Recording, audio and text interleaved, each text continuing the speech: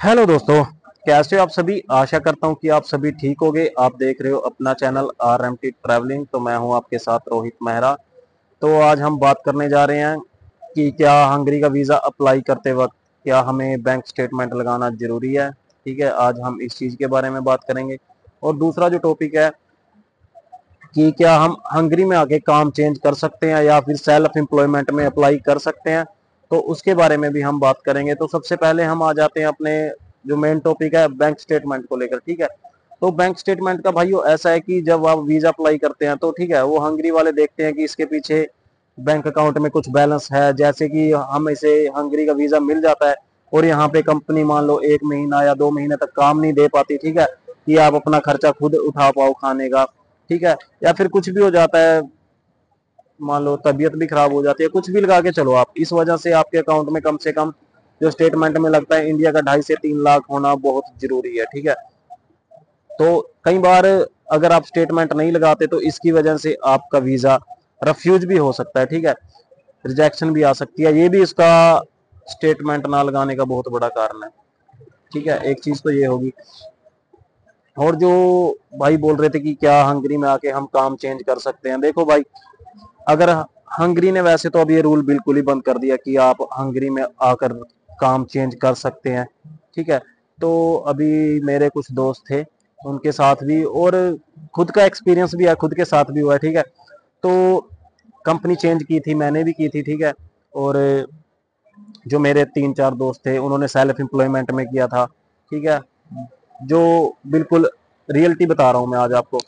तो जो भाई थे वो उन्होंने तीनों ने सेल्फ एम्प्लॉयमेंट में डाला था। ठीक है, उन्होंने कम से कम, पुरानी कंपनी थी जो उनकी, उन्होंने 1.5 साल कम से कम काम किया था। ठीक है, तो उनका 1.5 साल का टैक्स भी गया मान लो। ठीक है, तो उन्होंने सेल्फ एम्प्लॉयमेंट में अपना वीजा डाल दिया, तो उनका सेल्फ एम्प्लॉयमेंट से भी कैंसिल हो गया। ठीक है, रिफ्यूजल आ गई उनकी, और वो जो उनकी पुरानी कंपनी थी उन उन्होंने उसकी वजह से उसे भी छोड़ दिया। उन्होंने सोचा कि चलो हमने इधर अप्लाई कर दिया सेल्फ एम्प्लॉयमेंट में, तो सेल्फ एम्प्लॉयमेंट का हमारा वीजा आ जाएगा, तो हमें उसको कंपनी में करने की क्या जरूरत है। ठीक है, तो इस वजह से भाई, ठीक है, तो जो उनकी पहली कंपनी थी उन्हें उसे भी छोड़ दिया, और जो रहा उनका सेल्फ एम्प्लॉयमेंट वो भी रिजेक्शन हो गया, तो उनको वहां से कंट्री आउट दे दिया गया। ठीक है, कि आप कंट्री खाली कर दें 30 दिन के अंदर। ठीक है, ऐसा कुछ हुआ है। ठीक है, तो भाइयों, अगर आपको कोई भी बोले ना कि आप सेल्फ एम्प्लॉयमेंट में डाल लो, ठीक है, वीजा आपका हो जाएगा, ठीक है, मैं आपको यही कहूंगा कि आप सेल्फ एम्प्लॉयमेंट का वीजा बिल्कुल ना डालें, क्योंकि जो सेल्फ एम्प्लॉयमेंट का वीजा है अभी,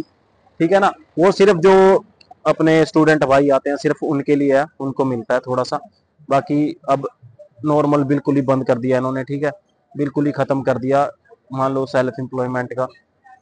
और जो एक और चीज है इसमें कि हाँ, अगर दूसरी कंपनी, तो आप दूसरी कंपनी में भी अभी ऐसा ही है, क्योंकि इन्होंने ना यहाँ से मूड बना लिया है बिल्कुल कि हमें हंगरी खाली करवाना है। जो इंडियन, पाकिस्तानी और जो भी बांग्लादेशी, ठीक है, नेपाली हैं, इन्होंने सोच लिया अच्छी तरह से कि हमने सिर्फ यहाँ से खाली करवानी है अपनी कंट्री। तो किसी ना किसी छोटे छोटे कारण की वजह से भी ये रेफ्यूजलें दे रहे हैं यहाँ पे, जो भाई यहाँ पे काम कर रहे हैं। ठीक है, उनका भी, और जो इंडिया से अप्लाई किया है किसी का, उन्होंने बोल दिया कि आपकी सैलरी मेंशन नहीं है। ठीक है, आपको जो कॉन्ट्रैक्ट है उसमें सैलरी कम है और आपने स्टेटमेंट नहीं लगाई, ऐसे से कारण दे के ये रिफ्यूज कर रहे हैं वीजे को। ये यही चाहते हैं कि ना आए, सबसे बड़ा रीजन यही है। और जो लग भी रहे हैं वीजे, वो थोड़ा स्किल वर्कर के लग रहे हैं, ये चीज है।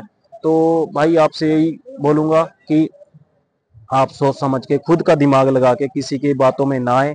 ठीक है, अच्छे से पूरी जानकारी लेने के बाद फिर आप वीजा डालें, और हंगरी में आने के बारे में सोचें क्या आपका डिसीजन सही है हंगरी में आने के लिए। तो अगर आपको हंगरी आकर आगे जाना है तो उसके लिए आपका बहुत बढ़िया ऑप्शन है। ठीक है, उसके लिए मैं बिल्कुल नहीं बोलूंगा, अगर भाइयों की आपकी कहीं और सेटिंग है तो आए आप, ये नहीं मैं बोलता कि ना आए, पर थोड़ा सोच समझ के आए, और किसी भी एजेंट के नीचे आप अपनी पेमेंट ना फंसाएं। ठीक है भाइयों, धन्यवाद, मिलते हैं फिर आपको नेक्स्ट वीडियो में।